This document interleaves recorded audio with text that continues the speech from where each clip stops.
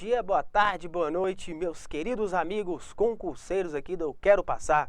Estou de volta com vocês aqui na nossa aula 2, aula de Arquivologia com o professor João Paulo Alves. Com certeza, com as nossas aulas, você vai fechar a prova de Arquivologia do concurso que você tanto deseja. Ok, pessoal? Vamos então dar continuidade. Pessoal, na aula passada, eu estava falando para vocês sobre a funcionalidade do arquivo. Ou seja, na aula passada falei que é necessário para que um arquivo tenha seu bom funcionamento contar com pessoal qualificado em número suficiente. Está também instalado em local apropriado, entre outras funções. Ok, pessoal? Vamos então dar continuidade àquelas funções necessárias para o bom funcionamento de um arquivo. Primeiramente, dispor de instalações materiais adequadas, pessoal.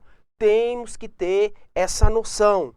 Para que um arquivo funcione, é necessário ter instalações materiais adequadas. Por quê, pessoal? Existe uma série de materiais que vai contribuir para o bom funcionamento do arquivo. Materiais estabelecidos pela a Organização Padrão Nacional de Arquivística. Ok, pessoal? Muito importante. Utilizar sistemas racionais de arquivamento, fundamentados na teoria arquivística moderna. Pessoal, método alfabético, método numérico, método por assunto, são sistemas racionais extremamente necessários para o bom funcionamento do arquivo. Pessoal, esses sistemas eu vou estar aprofundando nas próximas aulas, ok? Contar com normas de funcionamento. O arquivo ele tem que ter normas de funcionamento, horário de abrir, horário de fechar, como são as pessoas que devem entrar, com qual roupa, com qual material que a pessoa deve entrar ou não sair do arquivo, porque senão o arquivo ele vai ter problema. Então é necessário contar com normas de funcionamento na vida nossa, tudo é com norma, não vai ser diferente no arquivo. Não é não, pessoal? Como que vai ter um arquivo sem norma? Não existe isso, não. Tem que ter normas de entrada e de saída, pessoal que pode entrar ou que não pode sair dentro do arquivo. Ok, pessoal? Então vamos dar continuidade aqui à nossa aula de hoje. Beleza, pessoal? Agora eu vou falar para vocês do fundo. Pessoal, a prova do concurso que você vai tentar, vai estar para você essa palavra fundo. Gente, essa palavra fundo, ela é o conjunto de documentos de uma mesma proveniência. Pessoal, fundo equivale à palavra arquivo. O termo arquivo e o termo fundo, nas provas de concurso, são semelhantes. Não há diferença entre um fundo e um arquivo. O arquivo e fundo é a mesma coisa. Então, pessoal, existe aquele fundo fechado e aquele fundo aberto. Ou seja, o fundo fechado ou arquivo fechado é quando o órgão gerador não mais produz documentos. Pessoal, quando se fala assim um arquivo fechado, foi aquele arquivo que não tem mais utilidade. Por exemplo, quando um órgão público ele é extinto. Vou citar um exemplo para vocês na história. Se vocês pegarem o DOPS na ditadura militar, o Departamento de Polícia Social, ele já foi um órgão extinto pelo governo, uma vez que veio a democracia.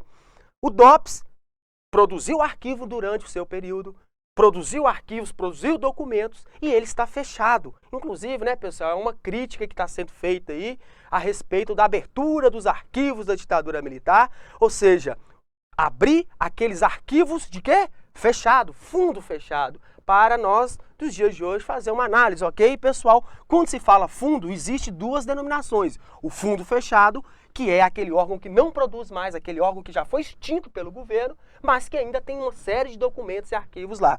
E o fundo aberto é quando o organismo produtor e acumulador da documentação ainda se encontra em atividades. Isso mesmo, pessoal. Arquivo que ainda existe, que ainda funciona, que produz documento.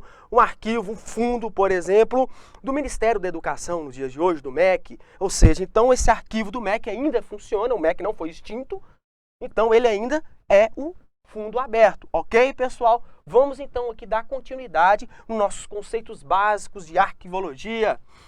Arquivo, museu e biblioteca. Pessoal, preste bem atenção nesses próximos slides, nessas minhas próximas aulas. Na prova do concurso que você vai tentar, vai pedir para você qual que é a diferença entre um arquivo, um museu e uma biblioteca. Apesar que são órgãos, instituições que têm uma certa semelhança, mas na prova vai cobrar a diferença e eu vou falar para vocês a diferença agora de forma objetiva e direta. Primeiramente, o arquivo é o conjunto de documentos criados ou recebidos por uma instituição ou pessoa no exercício de sua atividade, preservados para garantir a consecução de seus objetivos, como já falei para você, de vários conceitos de arquivo. Isso é totalmente diferente de uma biblioteca e do museu.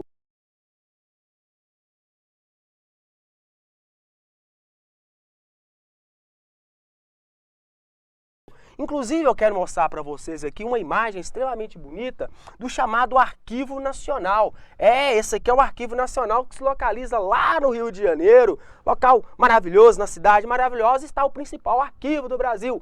Esse arquivo, que está aqui a imagem linda para vocês, do Arquivo Nacional, foi criado na época do Dom Pedro I, ou seja, foi ali no século XIX que foi criado o chamado Arquivo Nacional. Naquele momento, o governo brasileiro já estava preocupado já em manter os documentos para as gerações futuras fazer uma análise. Então, vamos dar continuidade. Essa aqui é a imagem do nosso Arquivo Nacional, que se localiza lá no Rio de Janeiro. Bacana, vamos falar agora do museu. O que é um museu, gente? O que é um museu? O museu é uma instituição de interesse público, criada com a finalidade de conservar, estudar e colocar à disposição do público conjuntos de peças e objetos de valor cultural.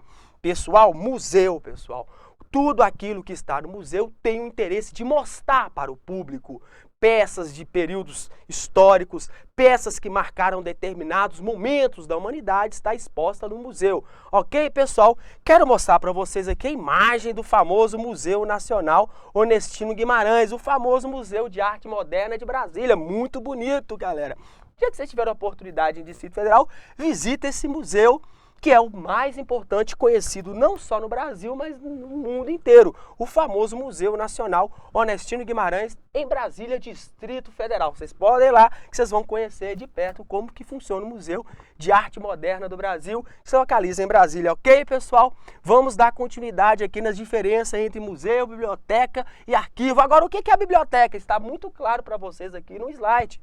Biblioteca é o conjunto de material, em sua maioria impresso e não produzidos pela instituição em que está inserida, de forma ordenada para estudo, pesquisa e consulta. É constituída de coleções temáticas e seus documentos são adquiridos por meio de compra, doação ou permuta, diferentemente dos arquivos, cujos documentos são produzidos ou recebidos pela própria instituição, como já falei na aula anterior. Pessoal, preste bem atenção nesse slide. Eu destaquei para vocês aqui aspecto mais importante de uma biblioteca. Ela compra, recebe doação e permuta de livros, entre outros documentos. Preste muita atenção. Gente, num arquivo, ele não é elaborado, instituído para vender, para comprar livros. O arquivo é feito para funcionalidade. O arquivo tem uma função de funcionar e não ficar vendendo. É tanto que os documentos do arquivo, a maioria dos arquivos não pode ser vendidos, não pode ser comprados e muito menos doado, ok, pessoal? Esses aqui são o aspecto mais importante da biblioteca, ok, pessoal? Aqui está a imagem da nossa linda Biblioteca Nacional, localizada no Rio de Janeiro. Preste bem atenção. O dia que vocês tiverem a oportunidade no Rio de Janeiro, conheça a famosa Biblioteca Nacional, criada durante o governo de Dom João VI, lá no século XIX. Ok, pessoal? Aqui está a famosa Biblioteca Nacional, ok? Então, pessoal, resumindo essa diferença entre arquivo, museu e biblioteca, eu colaborei esses conceitos, resumo para você. O arquivo tem finalidade funcional. A finalidade das bibliotecas e dos museus essencialmente é cultural, embora o arquivo também possa adquirir com o tempo caráter cultural. a partir do caráter histórico que alguns de seus documentos podem adquirir. Pessoal, preste muita atenção também nessas partes que eu destaquei aqui nesse slide resumo. O arquivo ele tem uma finalidade funcional. E os museus e as bibliotecas elas têm uma finalidade mais cultural, mais de pesquisa. E é interessante, pessoal, que o caráter cultural do arquivo ele vai ter determinado momento quando aquele documento entra naquela parte chamada arquivo permanente. Aqueles documentos se localizam no chamado arquivo permanente, eles passam a ter um caráter cultural. Mas vou estar falando para vocês das fases do arquivo, corrente, intermediário e na parte cultural, a partir do caráter histórico que alguns de seus documentos podem adquirir. Ok, pessoal? Vamos então aqui dar continuidade à nossa aula de arquivologia, os resumos entre a diferença entre biblioteca, arquivo e museu. Os documentos de arquivo são produzidos em uma única via ou em limitado número de cópias, enquanto os documentos das bibliotecas são produzidos em numerosos exemplares, de forma a atender suas necessidades. Como eu já falei para vocês, gente, os documentos estão muito claro aqui no arquivo, no nosso slide. Em uma única via, a maioria dos documentos produzidos no arquivo, ele só tem uma via, ou quando o número de cópias é muito limitado, diferente da biblioteca, onde que os documentos, as obras que estão na biblioteca são produzidos em numerosos exemplares justamente para atender as, vamos dizer assim, as necessidades do público que vai à procura de uma biblioteca. Ok, pessoal? Então vamos aqui dar continuidade à nossa aula de arquivologia. Vou falar para vocês agora da classificação dos arquivos. Gente, os arquivos, eles têm uma classificação extremamente bem conceituada. De acordo com as questões das entidades, como que funciona a classificação dos arquivos? Existem aqueles arquivos que são chamados arquivos públicos ou privados, ou seja, baseado nas entidades mantenedoras, ou seja, existem as entidades mantenedoras, que é o artigo que possui os arquivos públicos ou privados.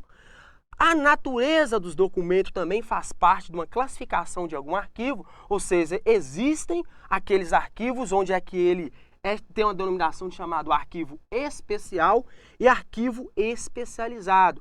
Essa classificação é baseada na natureza dos documentos que ali se encontram. Ok, pessoal? Preste muita atenção. Existe também a classificação dos arquivos de acordo com o estágio de sua evolução. Há os estágios de sua evolução. O arquivo corrente, o arquivo intermediário e permanente. Então existe aquela questão, você vai pegar a maioria dos arquivos que possuem, por exemplo, em várias prefeituras, ele tem suas fases, ou seja, os estágios. Existe dentro de um arquivo de uma determinada prefeitura, por exemplo, o arquivo corrente, o arquivo intermediário e o arquivo permanente daquela mesma prefeitura. Isso também faz parte da classificação dos arquivos. Pessoal, vou estar aprofundando nas próximas aulas sobre o que é um arquivo corrente, a que momento passa arquivo corrente, em que momento ele passa a ser também chamado de arquivo intermediário ou permanente. É nessa fase aqui, pessoal, que o arquivo ele passa a ter um valor mais cultural, um valor onde aqueles documentos, quando eles passam na parte permanente, eles vão servir mais como pesquisa históricas, pesquisas culturais, em cima dessa questão do arquivo permanente. Ok, pessoal? Vamos aqui falar também sobre a classificação dos arquivos, a extensão de sua atuação. Ou seja, existem aqueles arquivos que são classificados como arquivo setorial e arquivo central. É muito importante. Existe um arquivo nacional. Existe um arquivo que ele tem um caráter de abrangência nacional e tem aqueles setoriais. Por exemplo, o arquivo localizado no estado de São Paulo. Ou seja, então, há essa classificação dos arquivos de acordo com a sua extensão e sua atuação a nível setorial e a nível central. E é interessante também falar sobre a classificação dos arquivos em relação à sua natureza, ou seja, a natureza do assunto ostensiva e sigilosa. Preste muita atenção, gente. Existe aquele chamado arquivo que tem o caráter ostensivo. O que é o arquivo de caráter ostensivo? É aquele arquivo que o público pode ter acesso. Ou seja, O arquivo, por exemplo, da Biblioteca Nacional, o Arquivo Nacional que se localiza lá no Rio de Janeiro. Ok, pessoal? São arquivos que têm o caráter, o quê? Assunto ostensivo. Todos aqueles assuntos que estão ali pode ser ao público. Pode ser liberado para as pessoas ir lá fazer pesquisa e procurar. Mas tem aqueles arquivos que possuem uma natureza sigilosa. É muito importante essa questão. Por quê, pessoal? Arquivo de assunto sigiloso. Existe o arquivo, por exemplo, da Polícia Civil do Estado de São Paulo. Principalmente aqueles arquivos onde é que vai ter documentos de inquérito. Como que a população pode ter acesso a um inquérito policial sem ter investigado determinada quadrilha, por exemplo? Então é um arquivo que está ali, que posteriormente, depois de muitos anos, pode estar vindo até ao público, mas inicialmente está ali. Porque se as pessoas têm acesso àquela questão ali, a polícia perde o seu trabalho. Ok, pessoal? Então, os arquivos são classificados de forma ostensiva, aquele que o público pode ter acesso ao seu acervo, e os arquivos que têm caráter sigiloso, aqueles arquivos onde que não possui, que as pessoas não possam ter acesso. Ok, pessoal? Mas não se preocupe, pessoal. Nosso tempo já está esgotando, mas na próxima aula, eu vou dar continuidade a esse assunto extremamente importante para você fechar sua prova do concurso. Ok, pessoal? Um grande abraço e até a próxima aula.